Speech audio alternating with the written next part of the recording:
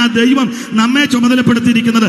ആര് ഭരിച്ചാലും കൊള്ളാം, ആരിവിടെ അത് കാര്യങ്ങൾ നടത്തിയാലും കൊള്ളാം, അവൻ തൻ്റെ ജനത്തെ ഭദ്രമായി സൂക്ഷിക്കുന്ന ഒരു ദൈവ സ്വർഗത്തിലുണ്ട്.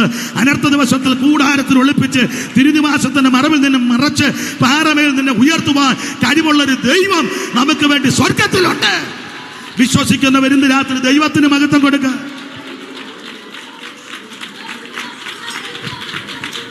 ഇലക്ഷന്റെ സമയം വരുമ്പോൾ ഉപദേശിമാര് വരാ കിടന്ന് അങ്ങനെ എന്തിനു വെപ്രാളപ്പെടുന്നു?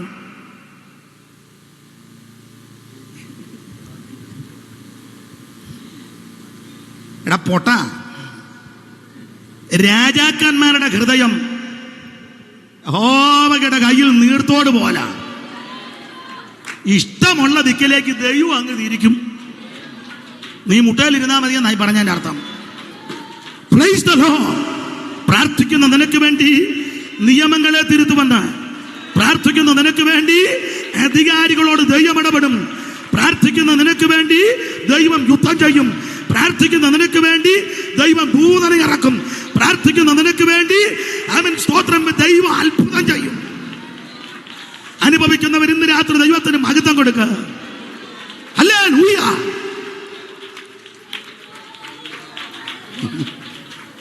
Praise the Lord. Praise the Lord. അപ്പൊ ഇവരെല്ലാം കൂടെ ഒന്നിച്ചങ്ങ് കൂടി. ഫെലിസ്ത്യരെ 5 പട്ടണത്തിലുള്ളവര്, ചെറിയ കേസല്ല, ഇവന്മാരെല്ലാം ഭയങ്കര ആറ്റം സൈസുകൾ. ആരാ? ഒന്നാമത് ഭയങ്കര നെടുപ്പവും മയവും മര്യാദയൊന്നും.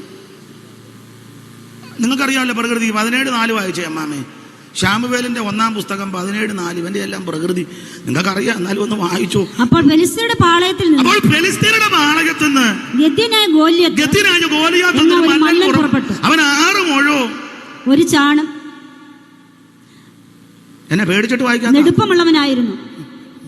അവന് തലയിൽ ഒരു താമര. അപ്പോൾ ഫെലിസ്ത്യരുടെ പാളയത്തിൽ നിന്ന് ഗത്യനായ ഗോലിയാത്ത് എന്നൊരു മല്ലൻ പുറപ്പെട്ടു വന്നു. അവൻ 6 മുഴോ ഒരു ചാൺ നെടുപ്പവും, അവന്റെ തലയിൽ വലിയ താമര ശിരസ്ത്രം, അവൻ 5000 ശേക്കൽ തൂക്കമുള്ള താമര കവചം ധരിച്ചു. അവന് കാൽച്ചട്ടിയും ചുമലിൽ താമരം കൊണ്ടൊരു വേലുമുണ്ട്. അവന്റെ കുന്തത്തിന്റെ തണ്ട് നെയ്ത്തുകാരന്റെ പടപ്പ് തടി പോലായിരുന്നെന്ന. കുന്തത്തിന്റെ അലക് 600 ശേക്കൽ ഇരുമ്പ്. ഒരു പരിചയക്കാരൻ അവന്റെ മുമ്പേ നടക്കട്ടെ. ഈ ടൈപ്പ് സാധനങ്ങളാ ഇവരെല്ലാം കൂടെ ദാവീദിനെതിരെ ഒന്നിച്ചത്.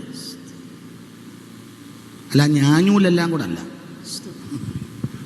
സ്തോത്രം, എല്ലാം കൊലകൊമ്പന്മാരാ. സ്തോത്രം. യബൂസൻ എന്ന് പറഞ്ഞാൽ ആ വാക്കിന്റെ അർത്ഥമൊക്കെ ഉണ്ട്. അവന്മാർ സിയോൻ കോട്ടെ കുടിയിരിപ്പ് ശക്തികളാണ്. സകല എണ്ണം കൂടെ ഒന്നിച്ചേച്ച് പറഞ്ഞു, ദാവീദിനെ കയറ്റരുത്, ഇവനെ കൊല്ലണം, ഇവനെ വകവരുത്തണം, ഇതോടെ തട്ടണം. അങ്ങനെ നിങ്ങളെ പറ്റിയൊക്കെ ചിലർ പറയും. ഇനി അവന് സഭ കൊടുക്കരുത്, അവൻ ശുശ്രൂഷിക്കാൻ ഇനി ഇടയാകരുത്, ഒറ്റ വേദിയിൽ അവനെ പോയി പണി നോക്കണമെന്ന് പറയണം. സ്തോത്രം, സ്തോത്രം. എടാ, ദൈവം നിന്നെ ഉയർത്താൻ പദ്ധതി ഇട്ടിട്ടുണ്ടെങ്കിൽ, ദൈവം നിന്നെ ആദരിക്കാൻ പ്ലാൻ ഇട്ടിട്ടുണ്ടെങ്കിൽ, നിനക്ക് വിരോധമായിട്ടുണ്ടാക്കുന്ന ഒരായുധവും ഫലിക്കത്തില്ല. സ്തോത്രം. അനുഭവിക്കുന്നവർ ദൈവത്തിന് മഹത്വം കൊടുക്കുക. Praise the Lord. തീയിൽ കൂടി കിടക്കുമ്പോൾ നീ വെന്തു പോകത്തില്ല. അഗ്നിയാലയൊന്നും നിന്നെ ദഹിപ്പിക്കത്തില്ല. നീ വെള്ളത്തിൽ കൂടി കിടന്ന് മുങ്ങിപ്പോകത്തുമില്ല. നിന്നെ പരിപാലിക്കുന്ന, സംരക്ഷിക്കുന്ന, സൂക്ഷിക്കുന്ന, രക്ഷിക്കുന്ന ഒരു ദൈവമുണ്ട്. പാട്ട് പാടരുതെന്ന് പറഞ്ഞാലും അങ്ങ് എന്നാ ചെയ്യാനാ? തീയിൽ കൂടി നടന്നാൽ നീ വെന്തു പോകുമ്പോ പെരുവെള്ളങ്ങൾക്ക് നിന്നെ മുക്കാൻ കഴിയുമോ? തീയിൽ കൂടി നടന്നാൽ നീ വെന്തു പോകുമോ? പെരുവെള്ളങ്ങൾക്ക് നിന്നെ മുക്കാൻ കഴിയുമോ?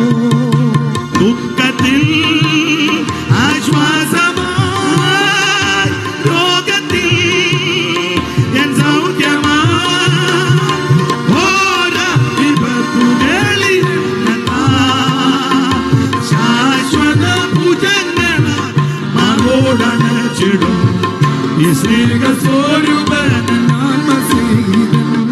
ഓ ശാശ്വത ഭുജങ്ങള മറോടണച്ചിടും ഈ സ്നേഹസ്വരൂപൻ മുൻപടയായി പിൻപടയായി അത്തിമേഘ തൂണുകൾ സൈന്യങ്ങളിൽ അധിപൻ കൂടെയുള്ള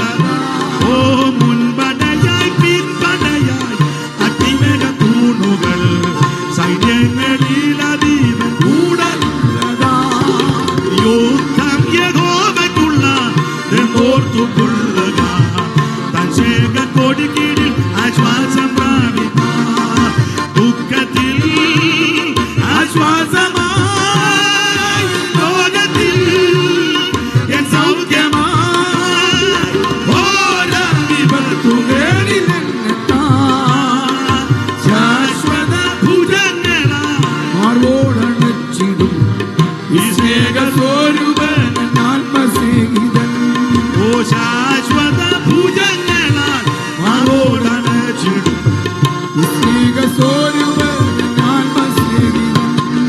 കരമുയർത്തി കർത്താവിന് മഹത്വം കൊടുക്കുക. നിനക്ക് വിരോധമുണ്ടാകും ഒരായുധവും ഫലിക്കത്തില്ല. ഞാൻ എപ്പോഴും ചിലതൊക്കെ എൻ്റെ അനുഭവത്തിൽ നിന്നും കൂടെ ആയി പറയുന്നത്. മുമ്പേ കർത്തദാസൻ പറഞ്ഞതുപോലെ പുകഴ്ചയൊന്നുമല്ല, ഞാൻ ശരിക്കിരുന്ന് പ്രാർത്ഥിക്കും.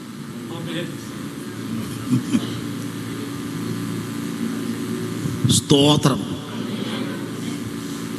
പ്രാർത്ഥിക്കാൻ പ്രാഗൽഭ്യവും വേണം.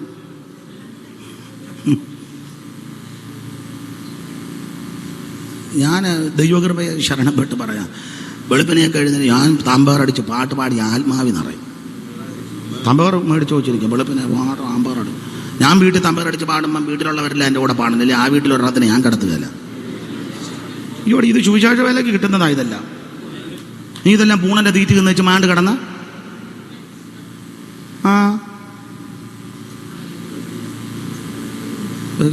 കേസ് വേറെയാ. വെളുപ്പിനെ എഴുന്നേറ്റ് പാട്ട് പാടും. ഞാൻ തൊണ്ട കടഞ്ഞ ദിവസങ്ങളും അതുപോലെ ക്ഷീണമാകുന്നതിലും ഉള്ളൊരു ചില മയം. അപ്പോൾ പാട്ട് പാടും. എന്നോട് ചോദിക്കുന്നത് എങ്ങനെ ഈ പാട്ടെല്ലാം ഇങ്ങനെയാ പഠിക്കുന്നത്? രാവിലെ എഴുന്നേറ്റ് 5-6 പാട്ട് പാടും. അറിയാൻ മേലാത്ത പാട്ടാണെങ്കിൽ അത് 10 ദിവസം പാടുമ്പോൾ 11 ദിവസം കാണാപ്പാടം പഠിക്കുക. അങ്ങനെ പഠിക്കുന്നത്.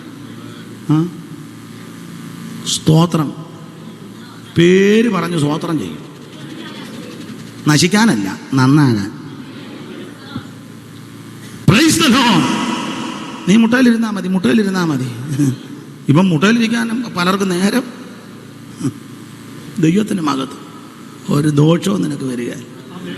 പുസ്തകം അങ്ങനെ പഠിക്കും. യഹോവയൊരു ദോഷവും തട്ടാതെ വേണ്ട നിന്നെ അവൻ നിന്റെ പ്രാണനെ പരിപാലിക്കും. യഹോവ നിന്റെ ഗമനത്തെയും ആഗമനത്തെയും ഇന്ന് മുതൽ എന്നേക്കും പരിപാലിക്കും.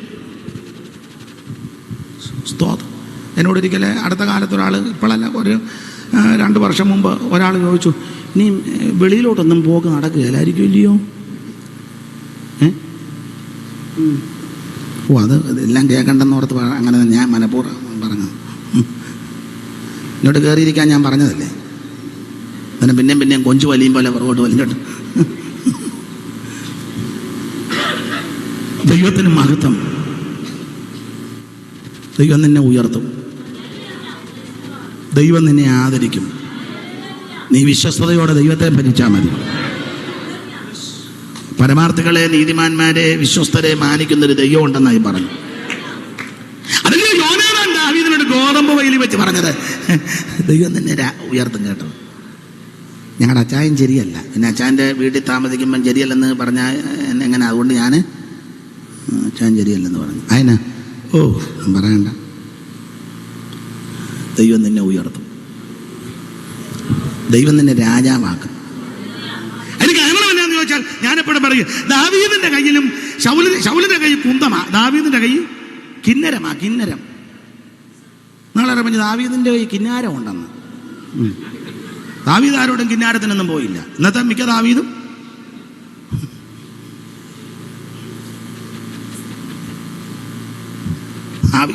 കിന്നരം വായിക്കുക. എൻ്റെ ഭാഷയെ പറഞ്ഞാൽ പുള്ളി ദൈവത്തെ ആരാധിക്കുക. അയാൾ കുന്തമായിട്ട് ഇങ്ങനെ ഇരിക്കുക കസാര. ആരെ കണ്ടാലും കുത്തം വിചടിച്ച് ദാവീദിനെ കണ്ട ഒത്തിരി കുത്തിയതെല്ലാം ഭിത്തിയിലെ. ഭിത്തിക്ക് മുഴുവൻ തുളയെന്നും പുട്ടിയടിയാ. കൊട്ടാരത്തിലൊന്നും പെയിന്റർമാർ. ഇയാൾ ഭൂതം കയറി കുത്തുന്നതെല്ലാം. അമ്മേര് 10:30 കഴിഞ്ഞ് വിളിക്കാൻ പറയാമേ.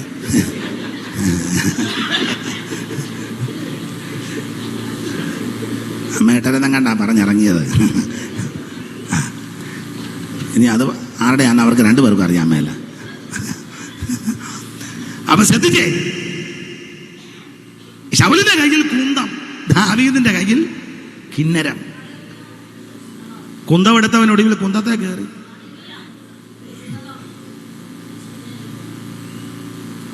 പള്ളയിലോട്ട് കയറ്റി. എന്നിട്ടും ചാകുന്നില്ലെന്നുള്ളതാണ്. വലിച്ചു കിടക്കുക. വലിച്ചപ്പോൾ പുള്ളി പുറകോട്ട് നോക്കിയപ്പോൾ ഒരുത്തൻ നിൽക്കുന്നു. നീ ആരാന്ന് ചോദിച്ചു. ഞാനാ മാലിക്, എന്നെ കൊല്ലടാന്ന് പറഞ്ഞു. അവള് പറയാം, എൻ്റെ ജീവൻ മുഴുവൻ എന്നിൽ ഇരിക്കുന്നത് പോകുന്നില്ലെന്ന്. ഈ കുന്തമായിട്ട് ഒത്തിരി ഓടിയതല്ലേ. സ്തോത്രം. കിന്നരം വായിച്ചവനോ ദൈവത്തിന് മഹത്വം. ഞാൻ ആ ഭാഗത്തേക്ക് പോകുന്നില്ല. വചനത്തിൽ തിട്ടം, ശരിക്കും മുണ്ടത്താനംകാർക്ക് വചനത്തിലൊക്കെ തിട്ടമുള്ളത് കൊണ്ടാണ് ആ റൂട്ടിൽ കൊണ്ടു പോയത്. അപ്പൊ എല്ലാവരും തനിക്ക് വിരോധമായി, ഫെലിസ്ത്യരും യെബൂസ്യരും 5 പട്ടണക്കാർ എല്ലാം വിരോധമായി ഒന്നിച്ച് സംഘം ചേർന്നപ്പോൾ, അതുകൊണ്ടാണ് ദാവീദ് പറഞ്ഞത്, ജാതികൾ കലഹിക്കുന്നതും വംശങ്ങൾ വ്യർത്ഥമായെന്ന് നിരൂപിക്കുന്നതും എന്താ? ഞാൻ സങ്കീർത്തനമല്ല വിഷയം, പക്ഷെ അതിൻ്റെ 4-ാം വാക്യത്തിലാണെന്ന് സ്വർഗത്തിലിരിക്കുന്നവൻ ചിരിക്കുന്നെന്ന് അല്ലേ? വായിച്ചേ. സ്വർഗത്തിൽ വസിക്കുന്നവൻ ചിരിക്കുന്നു, സ്വർഗത്തിൽ വസിക്കുന്നവൻ ചിരിക്കുന്നു. 39-ാം സങ്കീർത്തനത്തിലും ഉണ്ട് സ്വർഗത്തിൽ വസിക്കുന്നവൻ. കർത്താവ് അവരെ നോക്കി. 39-ന്റെ 13 അമ്മാമേ, 37-ന്റെ 13 അല്ലേ? കർത്താവ് അവനെ നോക്കി ചിരിക്കും. കർത്താവ് അവനെ നോക്കി ചിരിക്കും. എല്ലാ ഭാഗവും പോകുന്നില്ല. 2-ാം സങ്കീർത്തനത്തിന് 4 പറയാ, സ്വർഗത്തിലിരിക്കുന്നവൻ ചിരിക്കുന്നു. ഇത് മശീക സങ്കീർത്തനമാണ്. ഈ ഫെലിസ്ത്യർ ഒന്നിച്ചു കൂടുകയും യെബൂസ്യര് ഒന്നിച്ചു കൂടുകയൊക്കെ ചെയ്ത് ഡയലോഗ് അടിക്കുമ്പം സ്വർഗത്തിരിക്കുന്നവൻ ചിരിക്കുക. 5-ാം അധ്യായത്തിലാണ് ഇവന്മാർ ഇതെല്ലാം കൂടെ കൂടുന്നത്. അന്നേരം സ്വർഗത്തിരിക്കുന്ന ചിരിക്കുന്ന എന്നാണെന്നറിയാമോ? അതാ അതിലൊക്കെ വിചിത്രം. 5-ാം അധ്യായത്തിൽ ഇവർ ഒന്നിച്ചു കൂടിയേച്ച് ദുരാലോചനയെല്ലാം കഴിച്ചപ്പോൾ സ്വർഗത്തിരിക്കുന്നവൻ ചിരിക്കുന്നു. ചിരിക്കുന്നതിന്റെ കാര്യം 6-ന്റെ 14 പുള്ളി പൂർണ്ണശക്തിയോടെ ആരാധിക്കാൻ പോവുക. 6:14 വായിര്. ശാമുവേലിന്റെ 2-ാം പുസ്തകം 6:14.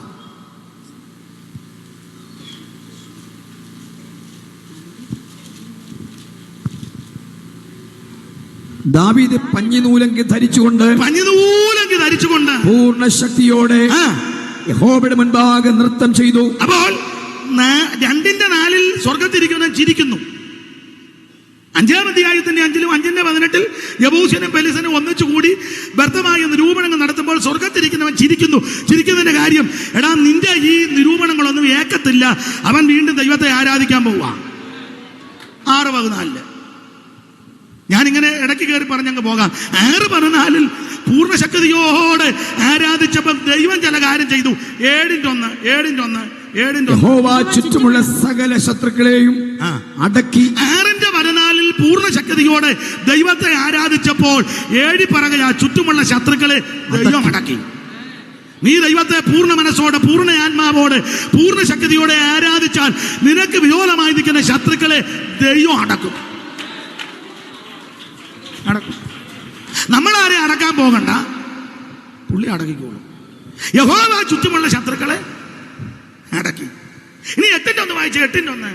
അനന്തരം ദാവീദ് ഫെലിസ്ത്യരെ ജയിച്ചടക്കി മൂലസ്ഥാനത്തിൽ ഭരണം ഫെലിസ്ത്യരുടെ മൂലസ്ഥാനം ക്യാപിറ്റല് അതും പിടിച്ചു. ഈ ചാട്ടവും തുള്ളലും എല്ലാം നടന്നെങ്കിലും തലസ്ഥാന നഗരി ശത്രുവിന്റെ കയ്യിലാണ്. അത് കിട്ടിയത് പൂർണ്ണശക്തിയോടെ ആരാധിച്ചു കഴിഞ്ഞപ്പോഴാണ്. ദീർഘവർഷങ്ങളായി പെന്തിക്കോസിൽ ഇരിക്കുക, പക്ഷെ ഇതുവരെ തലസ്ഥാനം പിടിച്ചടക്കാൻ ചുമ്മാ ഇങ്ങനെ കുടയുന്നല്ലാതെ പൂർണ്ണശക്തിയോടെ ദൈവത്തെ ആരാധിച്ചപ്പോൾ ശത്രുക്കളെ ദൈവം അടക്കി.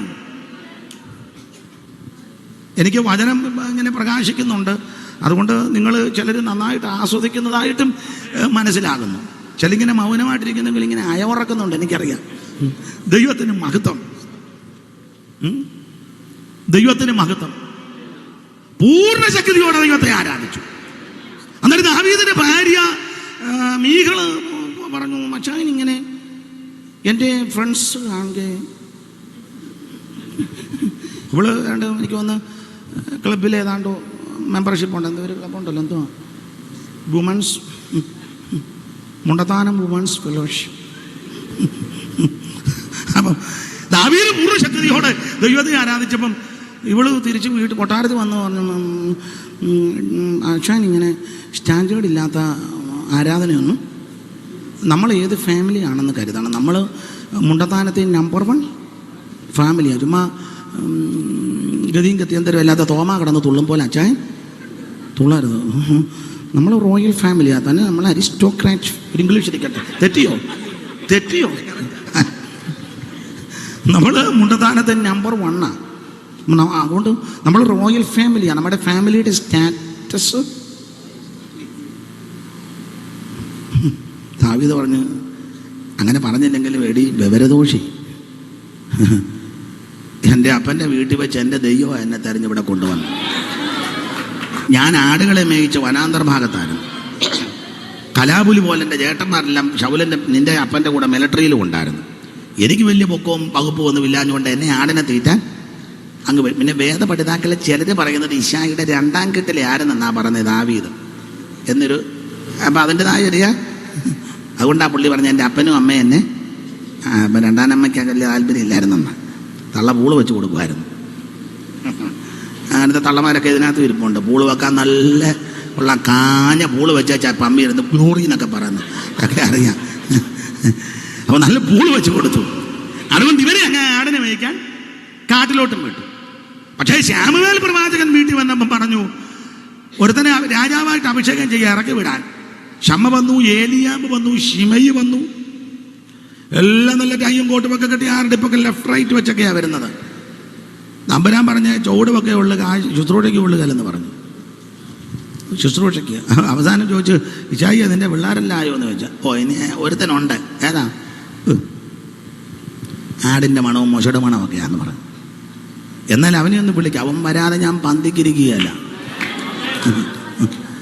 നിന്നെ പേര് പറഞ്ഞ ദൈവം കൊണ്ടുവരും.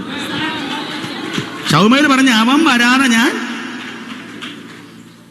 എന്നാ കാര്യം? നീ ആരാധിച്ച് പ്രാർത്ഥിച്ചാൽ മതി, നിന്റെ പേര് സെലക്ട് ചെയ്യും. ആരോടും പറയണ്ട, അച്ഛാ എൻ്റെ പേരൂടെ ഒന്ന് പറയണേ, എൻ്റെ പേരൂടെ ഒന്ന് മണ്ടരുത്. നമ്മളങ്ങനല്ല. എന്നാ ഇനി ബോധം ഉണ്ടാകുന്നത്? അല്ല, പേര് പറയണമെന്ന് യോസേപ്പ് പറഞ്ഞു വിട്ടായിരുന്നു. കൊച്ചേട്ടൻ അവിടെ ചെല്ലുമ്പോൾ എൻ്റെ പേരൂടെ ഒന്ന്. കൊച്ചുവേട്ടൻ പറഞ്ഞു, അയ്യോ എന്നാ വർത്താനമാണ് പറയുന്നത്, ഞാൻ പിന്നെ ആരുടെ പേര് പറയാൻ അങ്ങോട്ട്. അവൻ അന്ന് മറന്നു, പക്ഷെ ദൈവം മറന്നില്ല. പേര് പറഞ്ഞ് വിളിപ്പിക്കും. ശമൂവേൽ പറഞ്ഞു, അവൻ വരാറാ ഞാൻ പന്തിക്കിരിക്കുകയാണ്. കൊണ്ടുവരാൻ പറഞ്ഞു. കൊണ്ടുവന്നു. ആടിനെ എല്ലാം കൂടെ നല്ല ഇടയൻ്റെ കയ്യിലോട്ട് കൊടുത്തേക്ക്. എൻ്റെ ഭാവനയാ കേട്ടോ.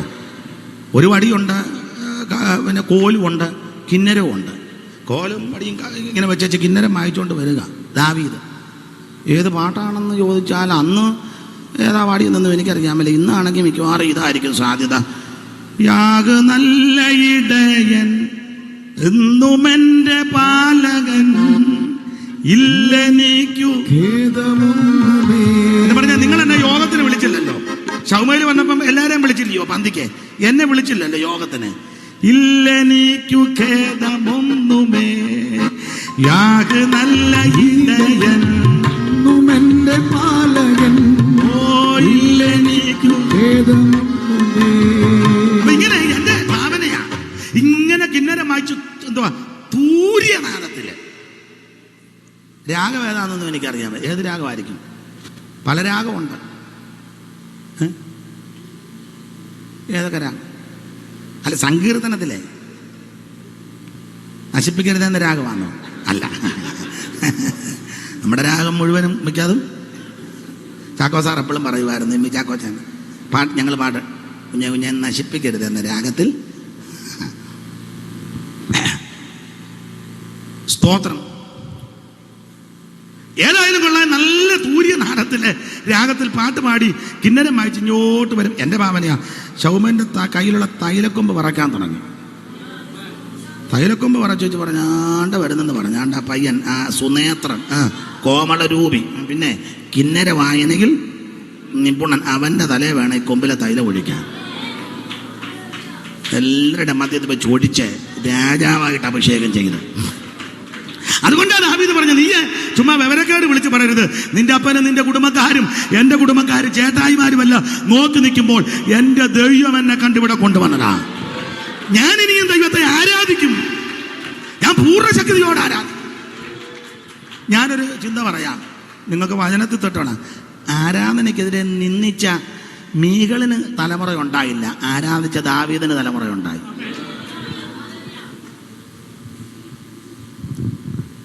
ആരാധനയെ പരിഹസിച്ച് നിന്നിച്ച് ആക്ഷേപിച്ച മീകളിന് എൻ്റെ ഭാഷ കുഞ്ഞിക്കാല് കാണാൻ ഒത്തില്ല. പക്ഷെ ആരാധിച്ച ദാവീദിന് ദൈവം മാത്രമല്ല ഒരു കാര്യം പറഞ്ഞ ആ ഭാഗം വിട്ടേക്കാം. ആരാധിച്ച ദാവീദിനോട് ദൈവം ഒരു ദൂത് പറഞ്ഞു. 89-ാം സങ്കീർത്തനത്തിന്റെ 29 അറിവുള്ള വാക്യമാണ്. 89-29 പെട്ടെന്ന് വായിരും. ഞാൻ അവന്റെ